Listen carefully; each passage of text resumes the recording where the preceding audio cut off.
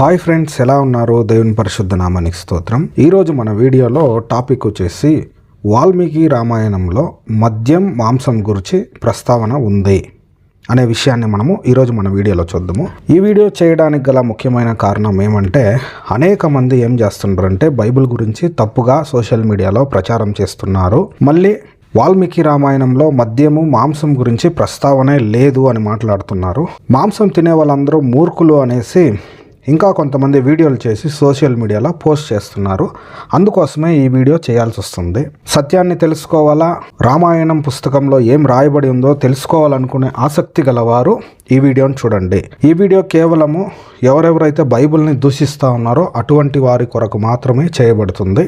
విఘ్నులైన హైందవ సహోదరి సహోదరులు, సత్యాన్ని తెలుసుకోవాలనుకునే వాళ్ళు ఈ వీడియోని లాస్ట్ వరకు చూడండి. టాపిక్ చూసేటప్పుడు వాల్మీకి రామాయణంలో మద్యం మాంసం గురించి ప్రస్తావన ఉంది. ఈ యొక్క గ్రంథకర్త ఎవరని చూసేటప్పుడు పుల్లెల శ్రీరామచంద్రులు గారు. చూసేటప్పుడు వాల్మీకి రామాయణము అయోధ్యకాండ 52వ సర్గ 88, 89 శ్లోకాలు ఇక్కడ కానీ చూస్తే శ్లోకము దాని యొక్క తాత్పర్యము: ఓ గంగాదేవి, నిన్ను నమస్కరించి స్తుతించుచున్నాను. రాముడు సుఖముగా తిరిగి వచ్చి రాజ్యము పొందిన పిమ్మట నీ సంతోషమునకై బ్రాహ్మణులకు లక్షల కొలది గోవులను, వస్త్రములను, మంచి అన్నమును ఇచ్చెదను. వనవాసము నుండి తిరిగి వచ్చిన పిమ్మట నేను నియమవంతురాలనై నీకు 1000 కుండల మద్యమును, మాంసాహారమును సమర్పించి పూజించెదను. ఇక్కడ చూసేటప్పుడు సీతాదేవి చెప్తా ఉంది. అరణ్యవాసానికి వెళ్ళే సమయంలో రాముని గురించి సీతాదేవి ఏం చేస్తుందంటే గంగాదేవితో, అంటే జలముతో ఇలా ఒక ప్రార్థన చేస్తుంది, విజ్ఞాపన చేస్తూ ఉంది.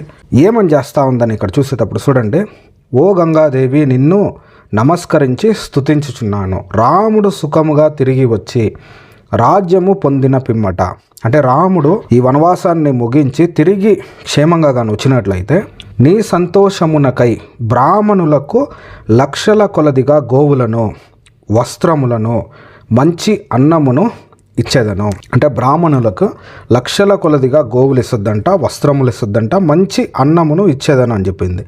తర్వాత చూసేటప్పుడు వనవాసము నుండి తిరిగి వచ్చిన పిమ్మట నేను నియమవంతురాలనై నీకు 1000 కుండల మద్యమును, మాంసమును సమర్పించి పూజించేదను.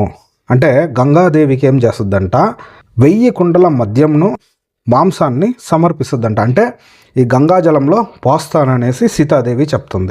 ఇక్కడ క్లియర్గా స్పష్టంగా రాయబడి ఉంది. ఏమనంటే మద్యము, మాంసాన్ని సమర్పిస్తానని.